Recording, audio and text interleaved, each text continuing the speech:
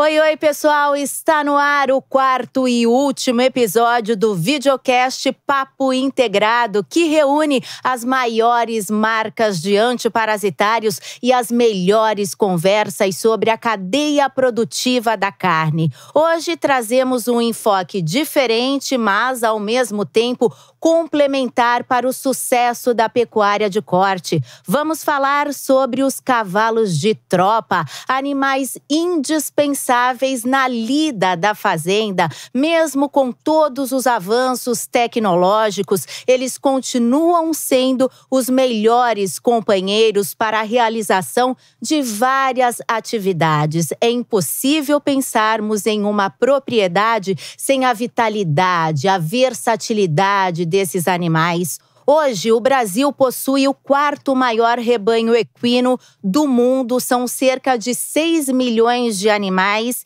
e cerca de 70% deles estão, sabe aonde? No campo, na lida, impulsionando literalmente o agronegócio brasileiro. E assim como os bovinos, eles merecem cuidados especiais. Mas afinal, como manter os cavalos de tropa sadios e produtivos? É isso que a gente vai contar para você a partir de agora. Fique com a gente, como sempre, você é o nosso convidado especial. Aqui comigo no estúdio, Eduardo Pires Macedo, ele que é coordenador técnico especialista da Behringer e vai falar sobre os principais desafios sanitários dos equinos, não é mesmo, Edu? Bem-vindo! Olá, Paulinha. Obrigado pelo convite. Uma satisfação falar de um tema extremamente interessante, que é os equinos, né? Inseridos na atividade pecuária e também na vida das pessoas, né? Então, espero termos aqui um bate-papo super interessante. Com certeza será um bate-papo muito produtivo. E quem também está conosco hoje virtualmente, dois profissionais que vivem do cavalo e para o cavalo, o Dr. Orfeu Ávila Júnior, ele que é proprietário da Central Equina de Reprodução em Boituva, é médico veterinário, especialista em clínica e reprodução equina assistida. Seja muito bem-vindo, Orfeu. Muito obrigado, eu que agradeço aí o convite, espero acrescentar alguma coisa ao nosso bate-papo de hoje. Com certeza vai enriquecer muito esse nosso episódio. Quem também está conosco é a Petiana Borges, que é médica veterinária, especialista em clínica e cirurgia de equinos. Ela também é criadora de quarto de milha e competidora. Muito bem-vinda, Petiana. Então, eu que queria agradecer o convite, queria cumprimentar aí meu colega veterinário e todos aí do estúdio. Muito obrigada. Bom, Petiane, falar sobre a importância dos equinos, né? Não é de hoje, isso já faz tempo. Aliás, os equinos fazem parte da história do nosso país. Se a gente for analisar todos os ciclos econômicos, desde o pau-brasil, passando pelo açúcar, metais preciosos, eles são a força motriz. E chegando aqui nos dias de hoje, eles continuam alavancando a nossa pecuária, ajudando no campo, na lida das fazendas. Para quem não sabe, hoje, a indústria do cavalo emprega 6 vezes mais do que a indústria automobilística, não é mesmo? Sim, o cavalo já faz parte da nossa história, né? Ele não é só, às vezes, não faz parte só da força motriz do agro, né? Ele fez parte das conquistas históricas da gente. Então, hoje é um animal de suma importância, né? Um animal que sempre está cooperando com a humanidade.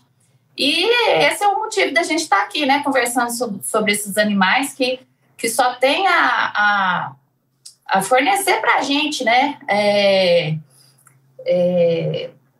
Embasamento para a gente estar podendo tocar o agronegócio aí. Agora eu queria saber do Dr. Orfeu se existe uma raça ideal, um tipo melhor para cavalo de tropa. Quais os critérios que devem ser analisados? Na verdade, não existe uma raça, né? Você precisa ter um cavalo, primeiro, confortável, porque a nossa pecuária ainda é uma pecuária extensiva, então, às vezes, tem que percorrer longas distâncias, então tem que ser um cavalo confortável, né? Tem que ser um cavalo resistente, é um cavalo que se possa ser utilizado num dia e no outro dia ele está pronto de novo para o trabalho. Então, precisa ser um cavalo robusto, né? E um cavalo dócil. Né? Não existe um tipo de raça. Claro que, como o país é um país continental, com grandes extensões, você tem diferenças de clima, então tem animais que se adaptam melhor a uma região ou a outra. Né? A gente tem um exemplo típico aqui no Brasil, que é o Pantanal, que tem uma raça lá, que é o cavalo pantaneiro, que está muito adaptado ao clima da região, à quantidade de água que tem num certo período do ano, e esses cavalos estão acostumados a praticamente viver dentro da água, né? Mas não existe uma raça específica. O que a gente nota, às vezes, é cruzamento entre duas raças para poder chegar a um biotipo ideal para esse cavalo de campo aí de fazenda.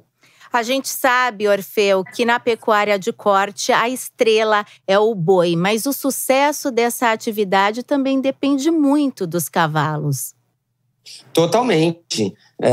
Você não consegue ter uma pecuária de corte sem utilização do cavalo para manejar o gado de um piquete para o outro, para poder levar de uma fazenda a outra, mesmo para trabalhar dentro da mangueira e apartar, embarcar o gado. O cavalo é fundamental para que a pecuária possa existir. É isso aí. Hoje, segundo dados do Ministério da Agricultura, existem cerca de 3.900.000 cavalos de lida no nosso país. Agora, Edu, a gente, ao longo do Papo Integrado, falamos sobre cuidados sanitários envolvendo os bovinos e hoje chegou a hora de falarmos sobre os equinos. Então, eu queria saber quais as recomendações que você pode passar. Eu acho que não só o aspecto sanitário, Paulinha, se me permite, a questão da parte nutricional, né? O produtor rural ele tem que entender que o equino tem um sal mineral específico para ele. Então a gente não pode, por exemplo, dar ureia para um animal monogástrico, no caso o equino, né? Principalmente se a gente não tiver uma adaptação prévia, né? Então o manejo nutricional ele também é de suma importância, mas pensando na parte sanitária, eu elencaria aqui talvez 4 vacinas que seriam fundamentais, né? Quais? A influenza, né? A gripe, encefalomielite, tétano, que é um problema em equinos, e a raiva, que é uma zoonose. Então, essas são as medidas sanitárias que a gente pode considerar como básicas, né? Para uma fazenda, mesmo que sejam animais de tropa, e é lógico que os animais de elite já passam por todo esse protocolo sanitário vacinal. Mas a gente não pode deixar de falar também da vermifugação. Os equinos, como os bovinos, também são suscetíveis e até mais suscetíveis à verminose. Então, um calendário sanitário envolvendo vermifugação tem que ser levado em conta. E é lógico, sempre discutir isso com o médico veterinário. E de quanto em quanto tempo a vermifugação é recomendada? E já aproveitando, eu queria que você contasse pra gente quais os principais problemas causados pelos parasitas internos. Não existe uma regra, viu, Paulinha? A literatura fala de 3 ou até mesmo 4 vermifugações ao longo do ano. Mas tem colegas que, na primeira vermifugação, por exemplo, dos animais jovens, faz uma aplicação de um vermífugo e acaba repetindo com 14 dias.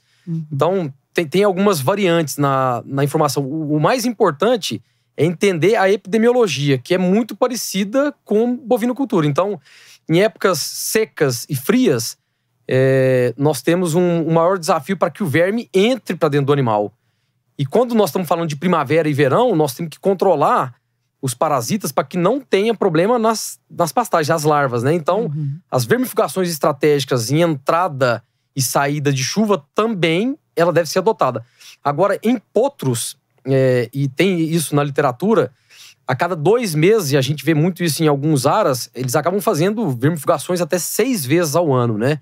Então, não existe uma regra, isso que tem que ficar claro. E aí, até, se me permite, pedir para que o Dr. Orfeu e a Petiane complementem, né? Até com casos reais aí de vocês, né? Eu gostaria de complementar, assim, só em relação ao que o Edu falou.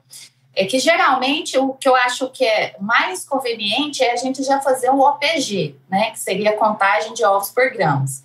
E em relação, às vezes, à população de vermes que esse animal possa ter, talvez seria interessante repetir, igual o Edu falou, mas a gente teria que analisar a questão das substâncias, né, que seriam usadas.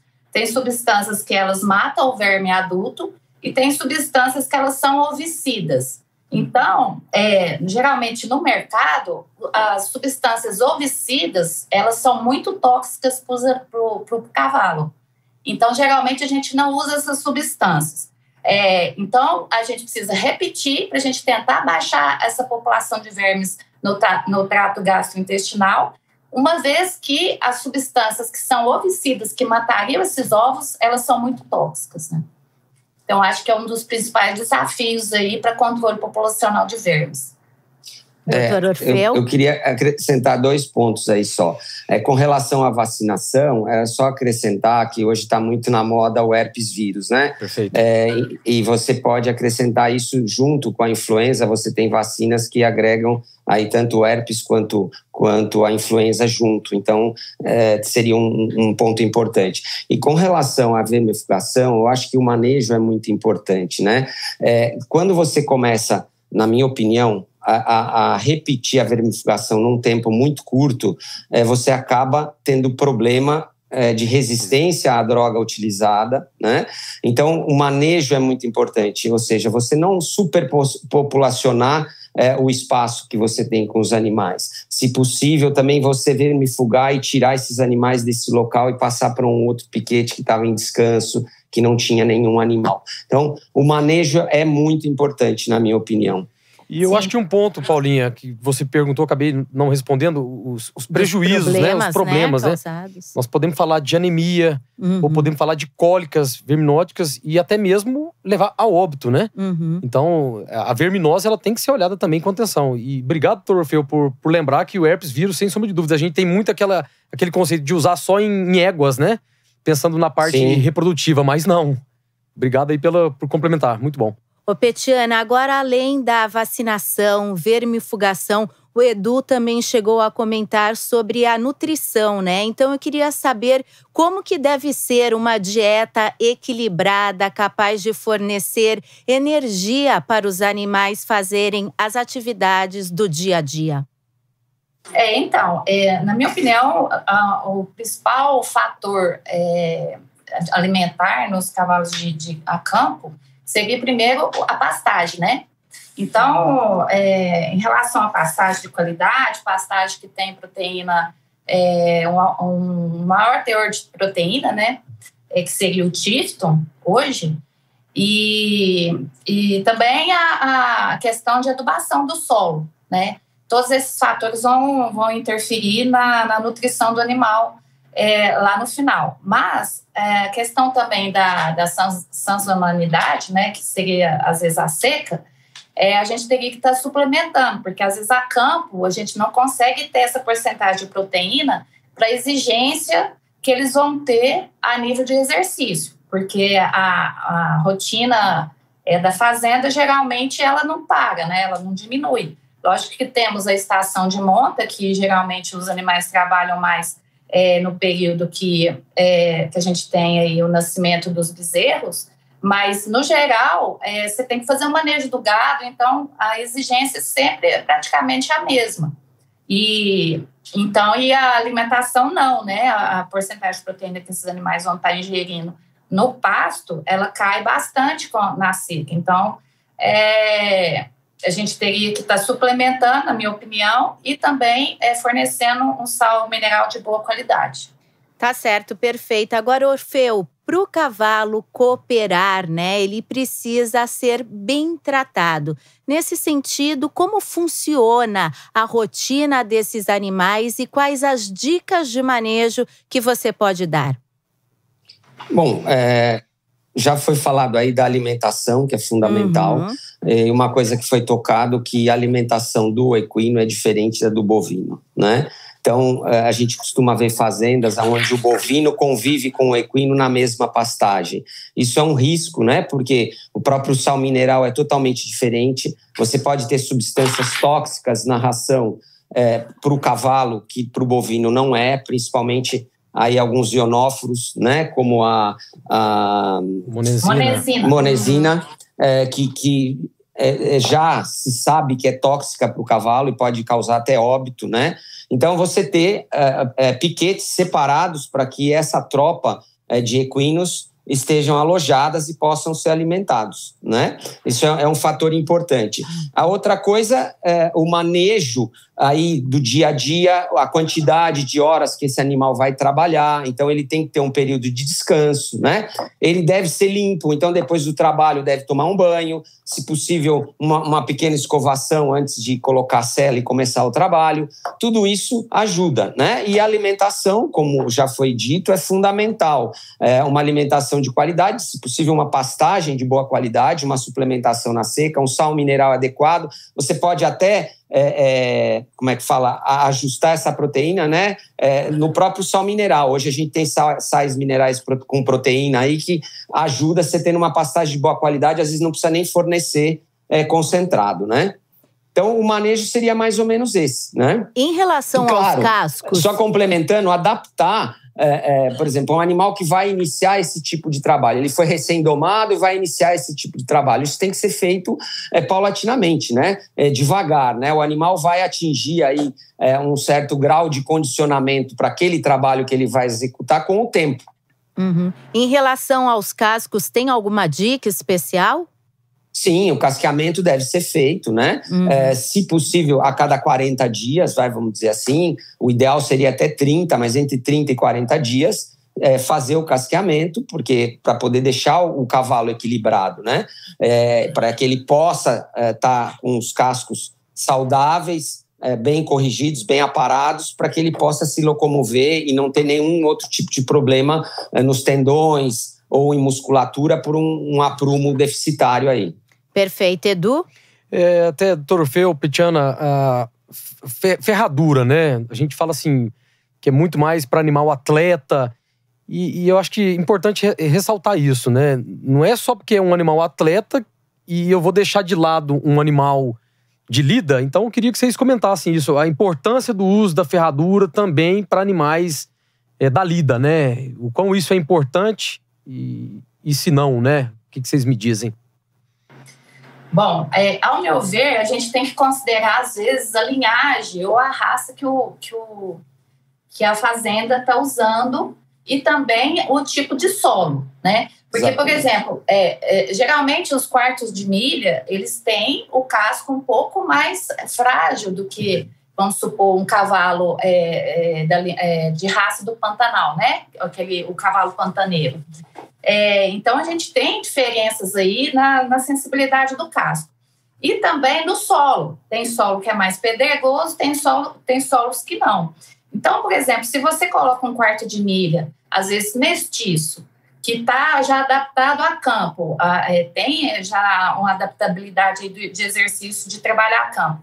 Mas se você muda ele para um solo muito pedregoso, você pode induzir uma laminite traumática. Você pode causar, às vezes, um abscesso subsoliar, né? Um hematoma subsoliar. Então, isso tem que ser avaliado com calma, né?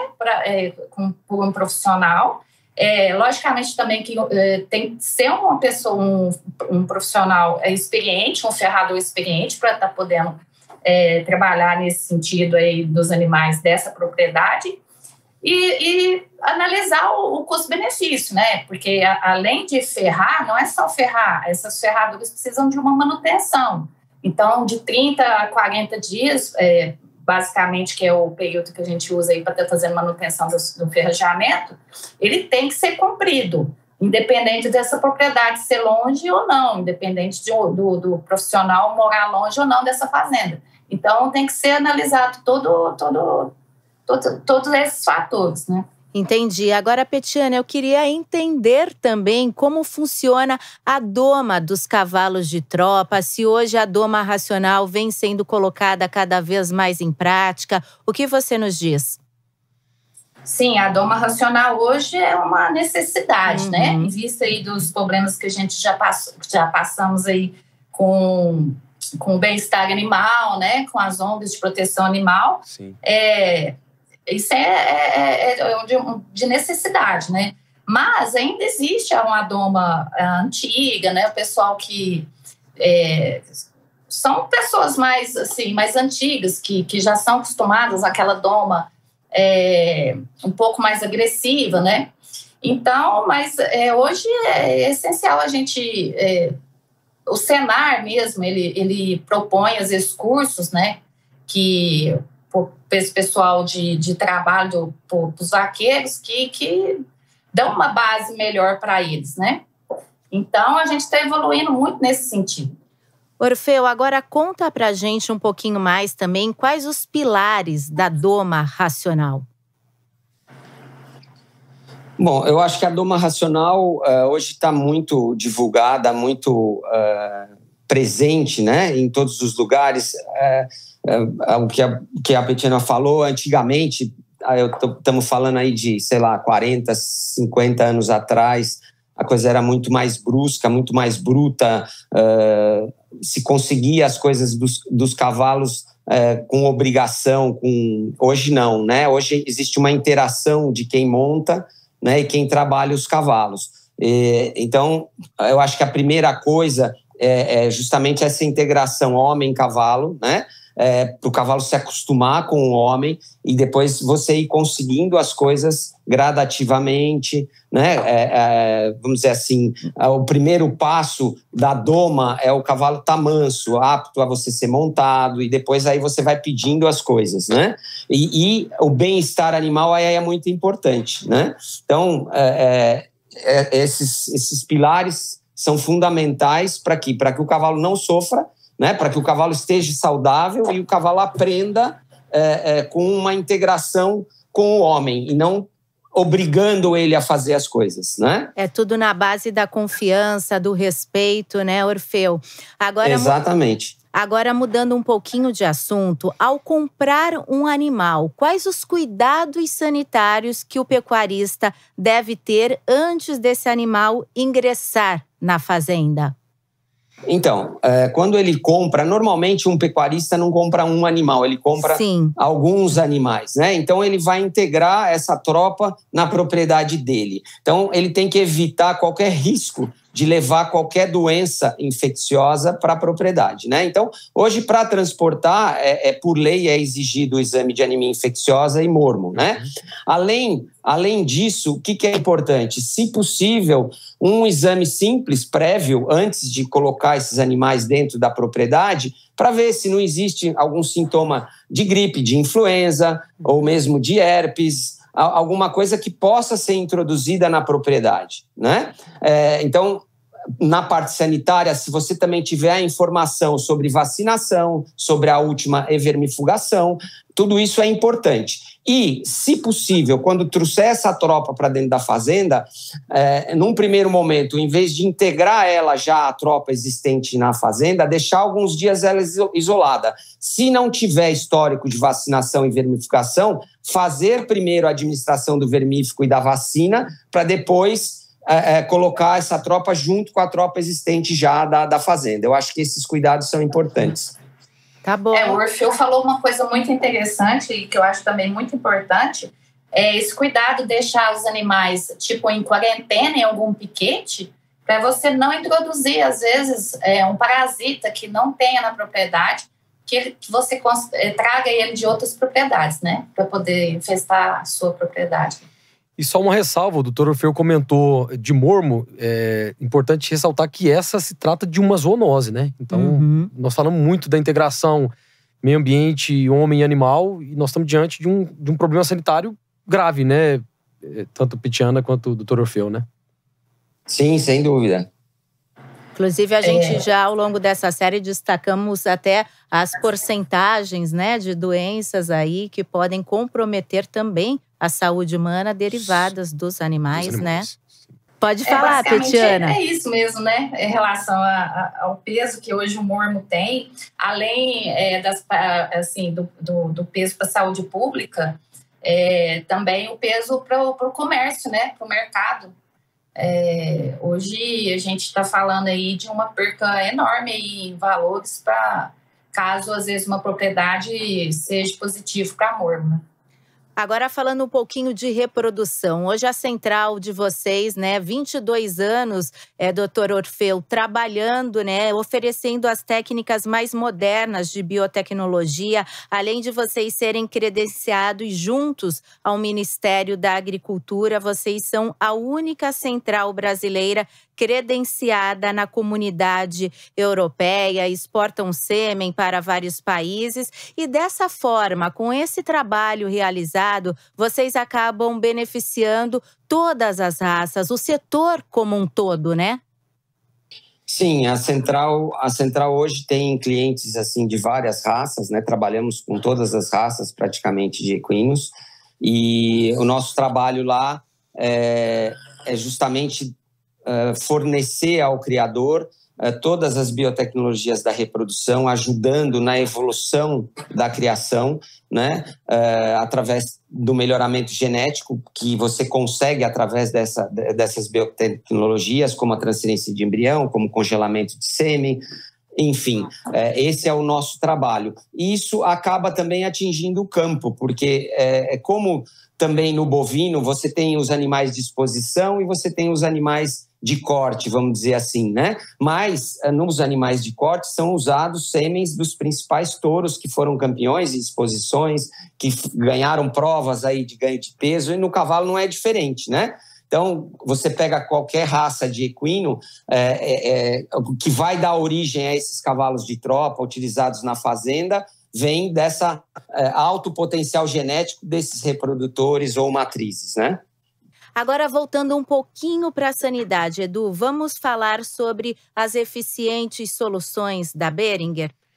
A Boehringer, tradicionalmente, é uma empresa voltada para bovinos de corte, pela linha dos Ivomex, Topline, mas nós temos que relembrar que a primeira ivermectina desenvolvida no mundo foi feita para equinos, que é a nossa marca consagrada, tanto o Equalan Pasta quanto o Equalan Gold. São produtos assim muito seguros, que pode ser usado em animais de qualquer idade, em éguas gestantes. E aí, se me permite, eu acho que um ponto importante é o cuidado na aplicação, né?